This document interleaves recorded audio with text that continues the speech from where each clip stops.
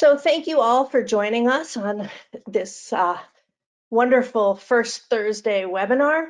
We're really glad that you're here and able to be part of our legislative recap, which we offer every year after the legislature concludes their session. As Sandra will explain, things are still in flux because of where we are in the process, but we'll charge forward. So joining us today, we have our own in-house experts, Sue Siglowski, the Executive Director of the SBA. Want to say hi? Hello, everyone. And Hi. Sandra Cameron, the Director of Public Policy. Hello and welcome, everyone. These two women spend much of their time haunting the State House in regular sessions, and I think that they probably just need a Zoom chip embedded in their arms for the way things went down this session. Also, of course, we have behind the scenes Carrie Lamb, who takes care of all of the workings of the webinar, and she's the one to contact if you have any technological issues. And with that, I'm going to turn off my camera and turn this over to Sandra and Sue. Thank you, Susan. Today, we will provide you with a high-level overview of the bills that have been enacted and the bills that have passed but not yet been enacted. We'll point out issues that we expect to persist in FY22, as well as new obligations for VSBA as a result of statute. Please rest assured that the end of session legislative report will provide much more details on the topics that we're highlighting for you today. And now Sue will start us off with H449. Thank you very much, Sandra. I'm just going to start off by emphasizing that not all of the bills that we are discussing today have made it all of the way through the process to become a law. At the end of the session, the General Assembly passed a number of bills, and they are in various stages of the pipeline. Once a bill is passed by both the House and the Senate, it is sent to the governor, and the governor can sign the bill, let it become law without signature, or veto it. So this first bill that we're talking about today is H449. It is not yet enacted. It was delivered to the governor on June 2nd. And this bill attempts to begin the process of addressing the state's pension funding issues by creating 3 entities. And as you can see, these 3 entities are the Vermont Pension Investment Commission, the Pension Benefits Design and Funding Task Force, and the Joint Public Pension Oversight Committee. So the first entity is has 9 members. It's the Vermont Pension Investment Commission, and it's replacing the current Vermont Pension Investment Committee, also referred to as VPIC.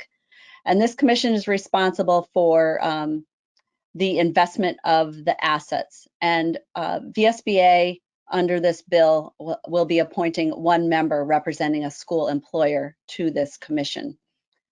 The second entity that is created by H449 is a 13-member task force.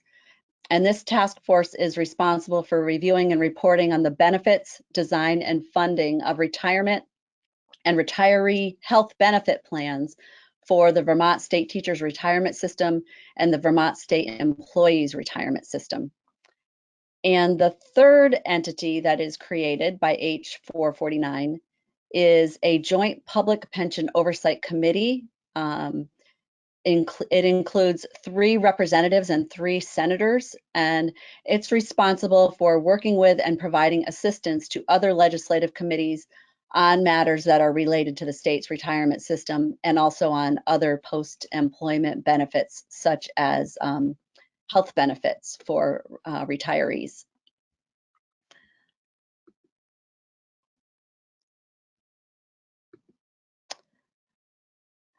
Moving on to H439, which is the budget bill. This is a very lengthy bill, but wanted to point out that it also includes some pension provisions, and it was also delivered to the governor on June 2nd. And as you can see from the slide, it reserves $150 million in general fund monies and $14 million in education fund monies in FY21 to possibly be part of the pension funding initiatives and pre-funding of other post-employment benefits. So it has set that money aside while some of the entities that I talked about in the last slide are doing their work.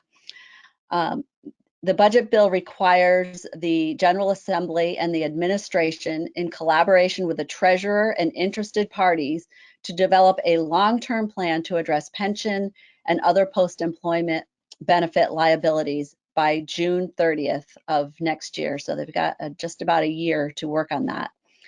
And it also calls on the state treasurer to submit a report to the legislature.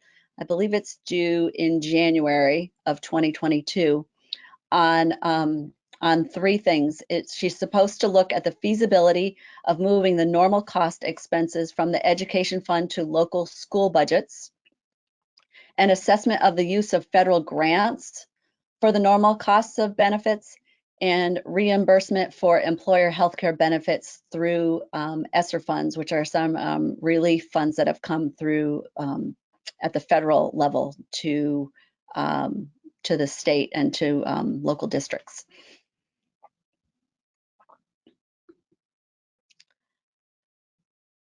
Additionally, in the budget bill, there's another completely different topic. This bill covers many topics, but one that we thought you should know about is PCB testing.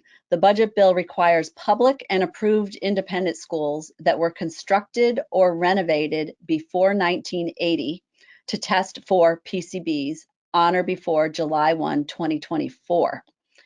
It allocates a total of $5 million for the testing, but does not address any costs associated with remediation in the event that unacceptable levels of PCBs are found. The bill does state that the General Assembly intends to develop additional guidance in the 2022 legislative session. So we will be keeping a close eye on that, and I'm sure we'll be providing some testimony on that in the 2022 legislative session.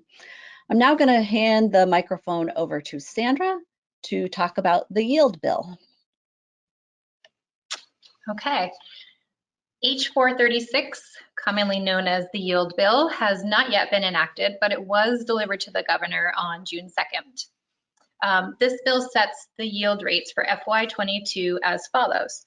The property dollar equivalent yield will be $11,317. The income dollar equivalent yield will be $13,770.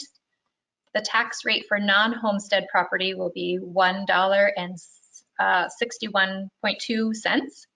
And please note that the estimated average homestead tax rate is at $1.52.3. This bill also excludes from the excess spending penalty calculation expenditures for eligible school capital project costs that have received preliminary approval under state board rule.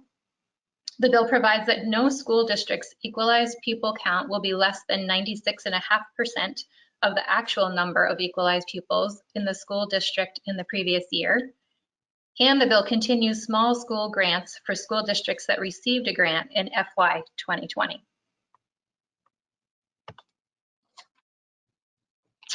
H426 addresses the needs and conditions of school facilities. And again, this bill has not yet been enacted, but it was delivered to the governor on June 2nd. It requires that by January 2023, the Agency of Education will update both the school construction standards and the capital construction outlay formula. A third-party consultant will conduct an inventory of immediate health and safety needs of schools and an assessment of school conditions and longer-term needs and costs. This bill requires a report from the Secretary of Education on the sources for school construction aid and requires superintendents to designate one position with the responsibility for school facilities with professional development and certification.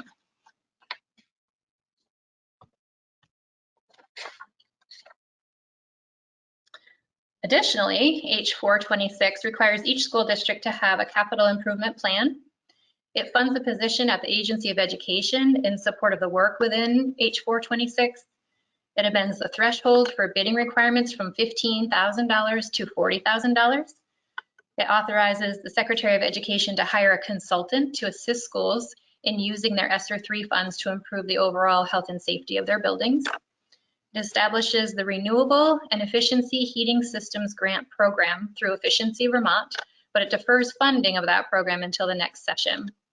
And it requires public and approved independent schools to test for radon before June 2023, with a 1-year extension for schools that will improve their HVAC systems by June 2023. And so we're going to pause there and see if there are questions. We do have one question. Do you expect any of the bills not yet passed to be taken up during the veto session?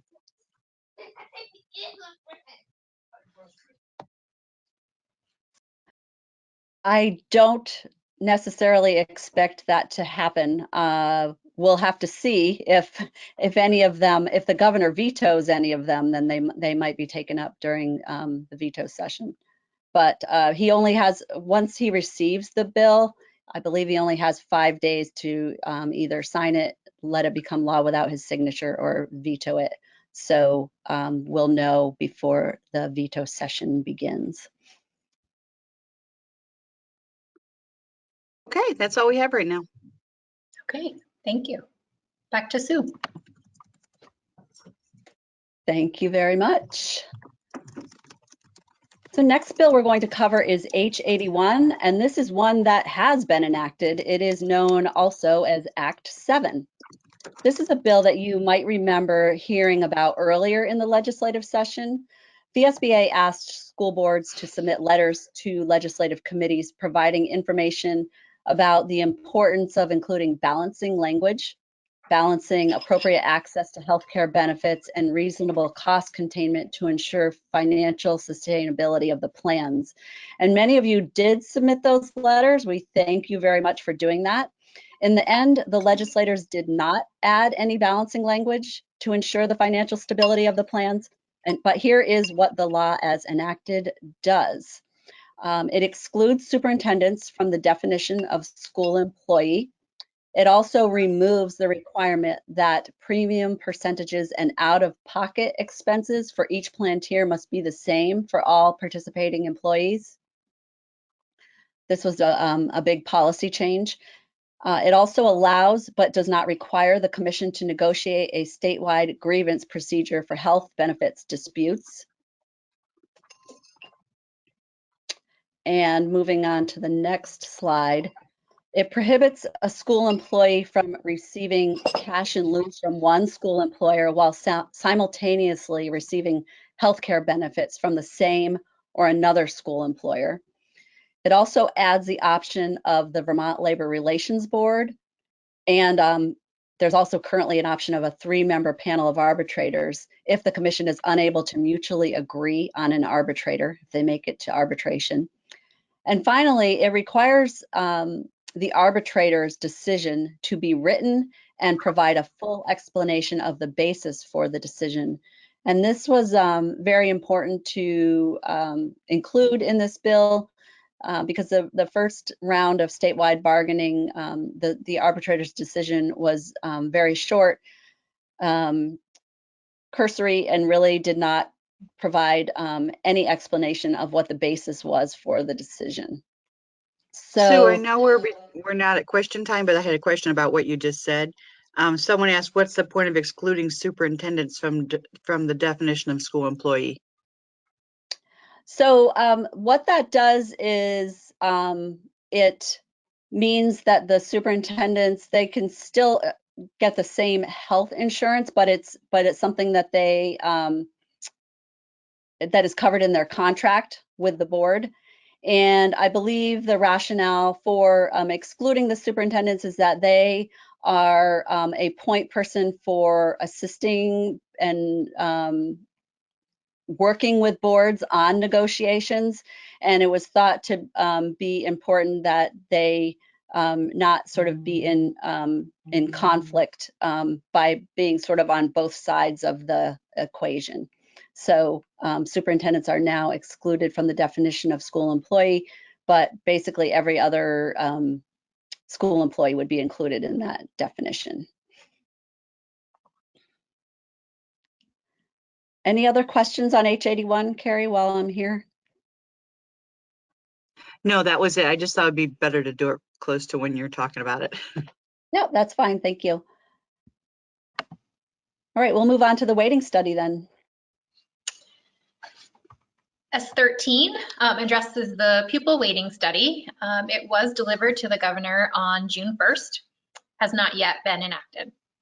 S13 creates a task force on the implementation of the pupil weighting factors report to hold at least 2 public meetings and to recommend to the General Assembly an action plan and propose legislation to ensure equitable access to educational opportunities, taking into account the pupil weighting factors report.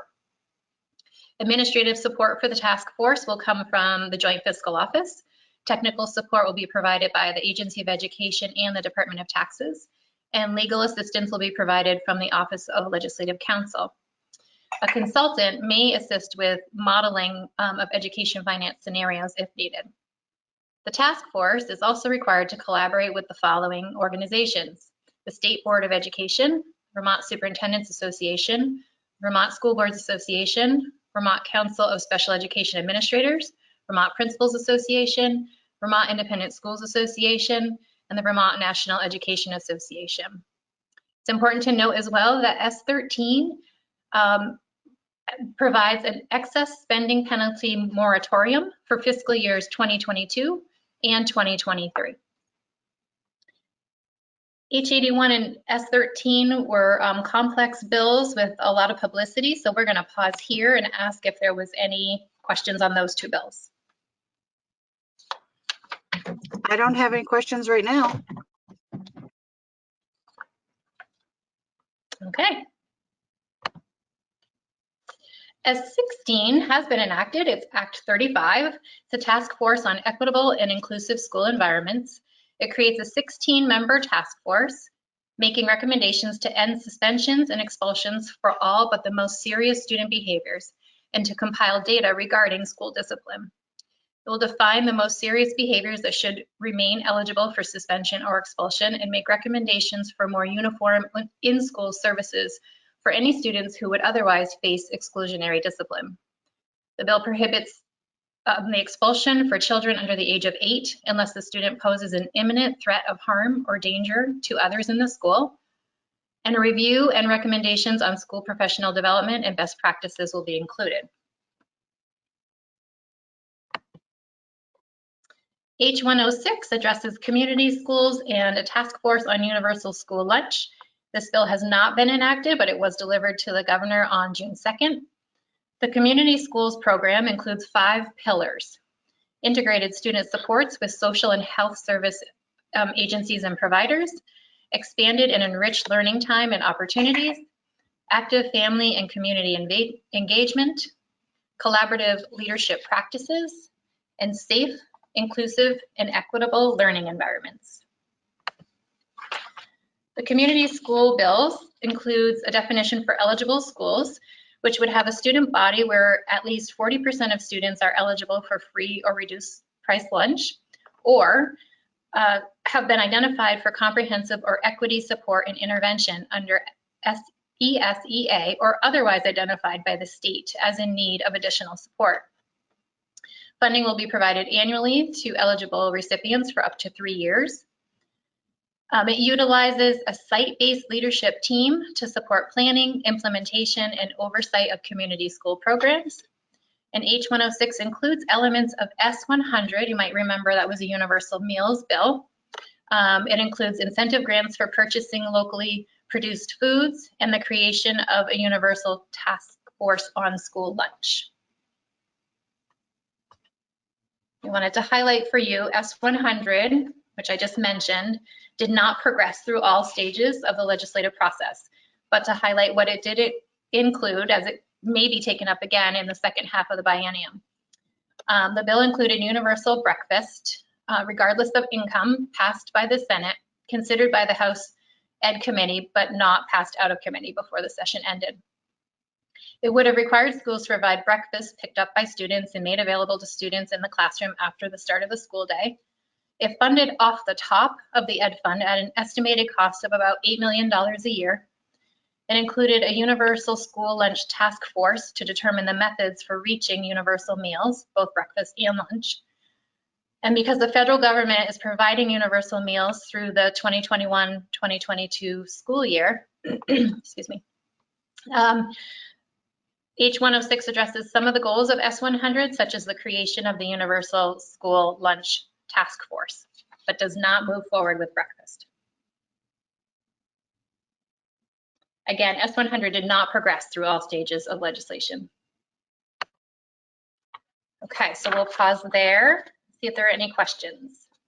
We do have a few questions. Regarding S13, have the members of the task force been named? As far as we know, the members have not been named. The specific individuals have not been named yet. Expect that to happen soon. Why a moratorium on excess spending penalty?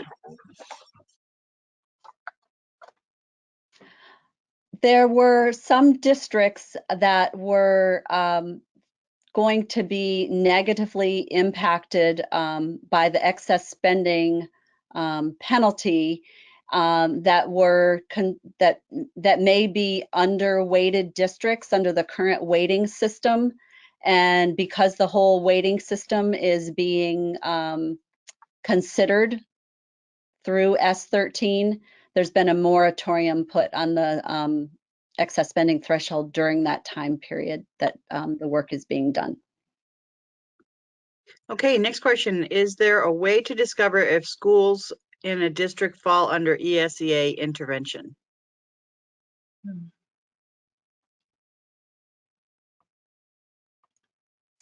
I would suggest, if you're a school board member, checking with your superintendent on that question.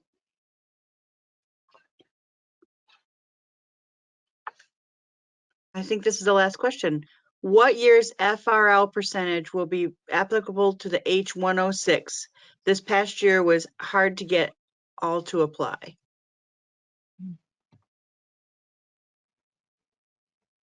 I'm not sure, Sandra. Do you know which year? Does it specify a year in the bill? It may not. It may just be general, and in that case, it may be based on the most current data. But I do believe that there is an understanding that this year it was more difficult to collect that information. Okay, that's all the questions I have at this time. Okay, we'll move on. We just have two more to review for you. S114 is now Act 28, and it addresses literacy. The Agency of Education will provide using their SEA ESSER funds. And as a reminder, SEA is State Education Agency. They receive some set-aside funds from the federal relief funds. The AOE will provide technical support to supervisory unions to address learning loss and to improve literacy outcomes.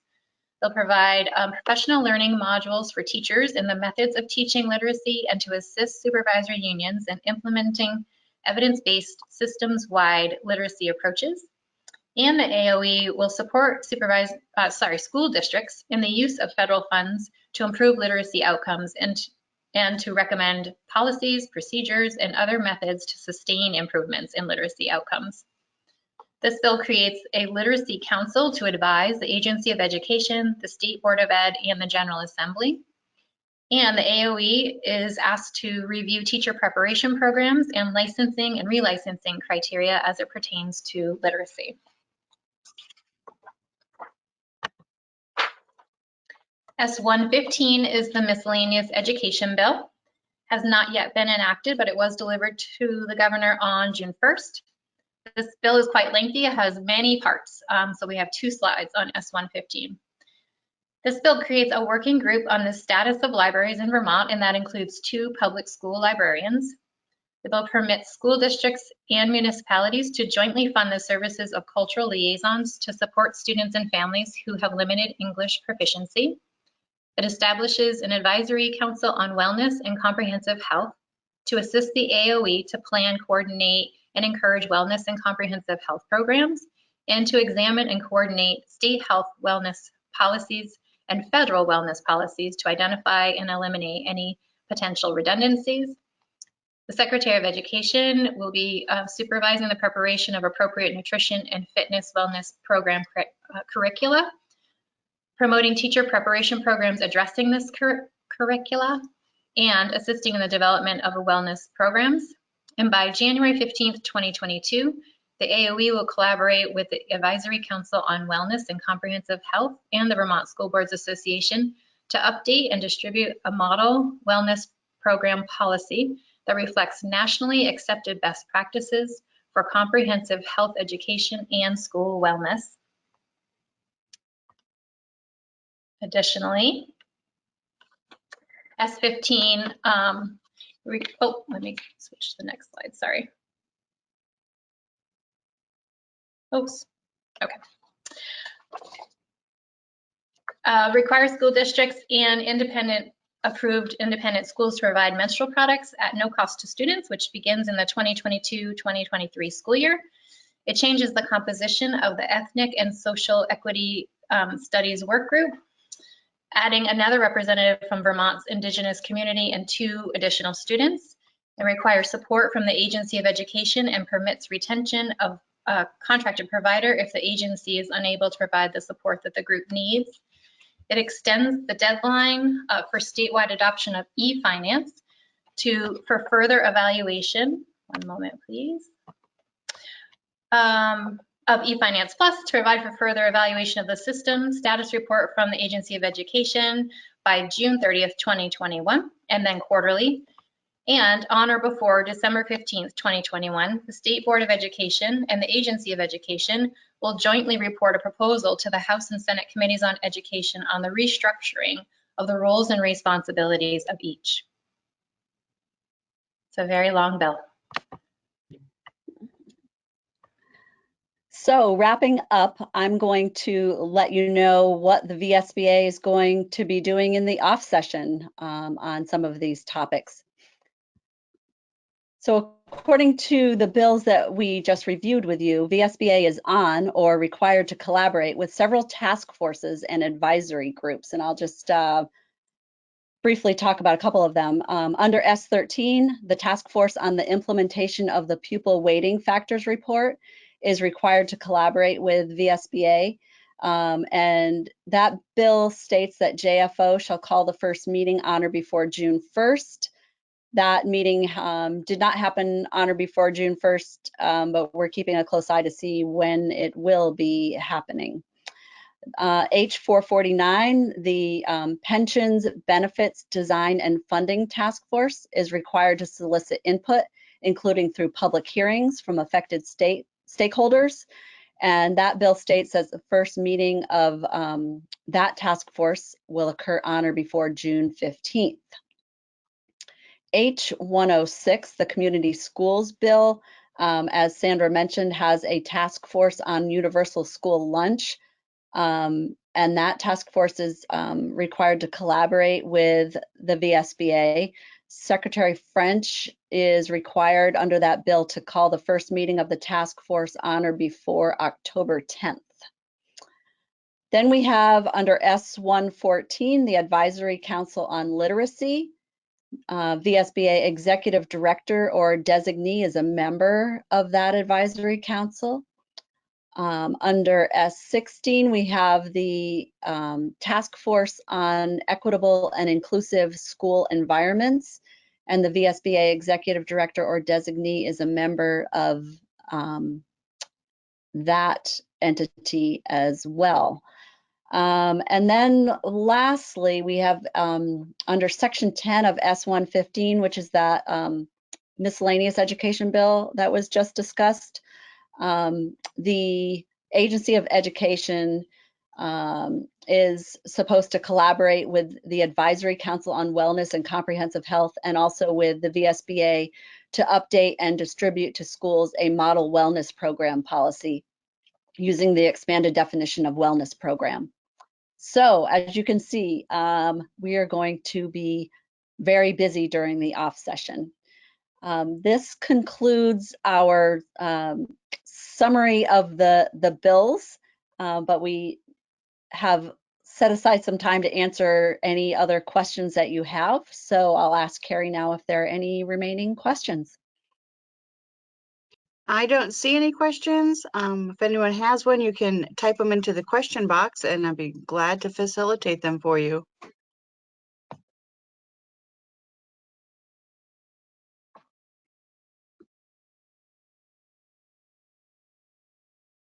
While I we're would waiting say out, while we're waiting a moment to see if anyone has questions, just remind all of you to keep an eye out for the final legislative report.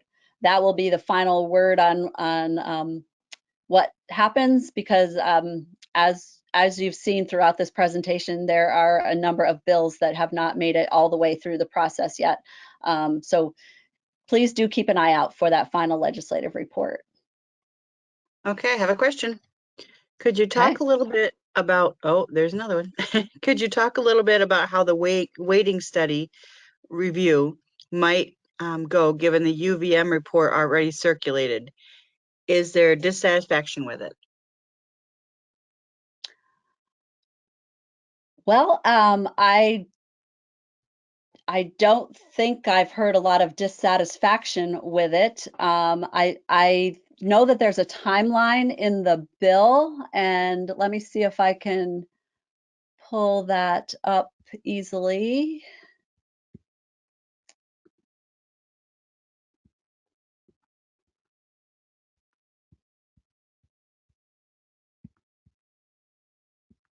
Sort of toward the end, I believe.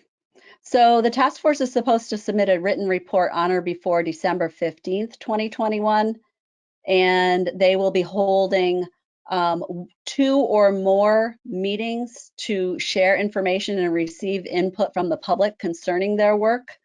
And those are going to be separate from their regular meetings. So they're also required to include time during each of their regular meetings for public comment. So there's certainly going to be plenty of time for public comment.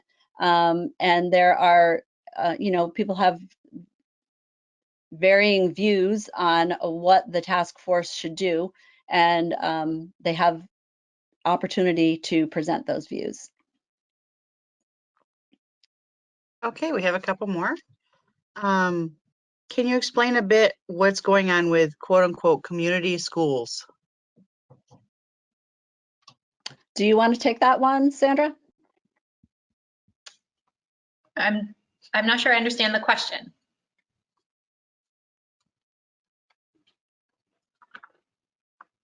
What's going on with community schools? Community and community schools is in quotations, so. Wonder if the question could be a little more specific? Okay, I'll ask the next one and ask that person to be a little bit more specific while we're doing this one. Did you say there will be a new model policy on wellness? Yes, there will be. Probably not right away, though. I think it's supposed to be by some next January, I believe. And that'll be coming from the AOE, but we'll be certainly adding it to our model policy manual and letting school boards know about it when it is ready. Okay, we have one more question. And we did get some more specificity on the other one. Okay, so this one says, the one portion of the weighting study that is unequitable is how it is handling the small school grant. Schools like Shoreham will no longer qualify for them, whereas in the Bristol area, those schools will. I have a white paper that I think it says proves an analysis of the impacts of the proposed handling of the small schools grant. And it sounds like a statement than a question. Yes, and certainly you can provide that to the task force. Okay, and she also says she'll be glad to share the analysis. You Okay. feel free to send it to us as well. You can certainly email it to me. All right. I don't understand what community schools are different from our community schools. I don't understand Okay, what so community. Okay, go ahead. I think I might understand the question, because there are some schools in Vermont that are called, have community in their name. For example, in my area, I used to be a school board member for a district that has a school, the Meadowy Community School. So I'm thinking that maybe the question has to do with that. But with this particular bill, community school has a specific meaning. And if you you can take a look at H106, be happy to send you a link to it. And there's pretty lengthy findings in the bill about what it's trying to accomplish. And it talks about research showing that community school interventions can result in improvement in a variety of student outcomes, including attendance, academic achievement, reducing systemic racial and economic injustices and inequities, improving high school graduation rates. It lists contains a long list. I didn't provide everything on there. So the findings are quite long. And then it goes on to, the findings go for 5, almost 6 pages. And then it goes on to actually having some definitions in the bill. So I would encourage you to take a look at the bill, because in this bill, community school has a specific meaning, and it includes the 5 pillars that Sandra talked about, and it includes a community school coordinator. So there are a lot of specific provisions to being a community school under this bill. Will the community schools grant be competitive? I don't know if you would call it competitive. The way that they certainly only have enough to fund a certain number of them, and the way that the bill is written is that the secretary, the agent, and the agency determine who's going to be receiving these funds, and as included in the presentation, there are only certain you have to meet certain parameters to even be considered to be qualified for it. Okay, I think this is our last question. It says, I may have missed this during your initial 15 minutes of this webinar. Does VSBA plan to take a position in relation to the weighting study? If not, how does VSBA anticipate handling its voice as part of the task force? So VSBA has already taken a position on the weighting study. I don't have the exact language of it in front of me, but the VSBA has already taken a position strongly in favor of strongly supporting the findings of the study and implementation of the study. And we can include, when we send you the follow-up to this webinar, we can include that for you. I think I have it included succinctly in some testimony that I gave. Okay, we've had one more question pop up. Will there be an application process for the community school grant? I would contact the Agency of Education about that after we know that this has been enacted. They'll be able to give you information about that. Great, that was our last question.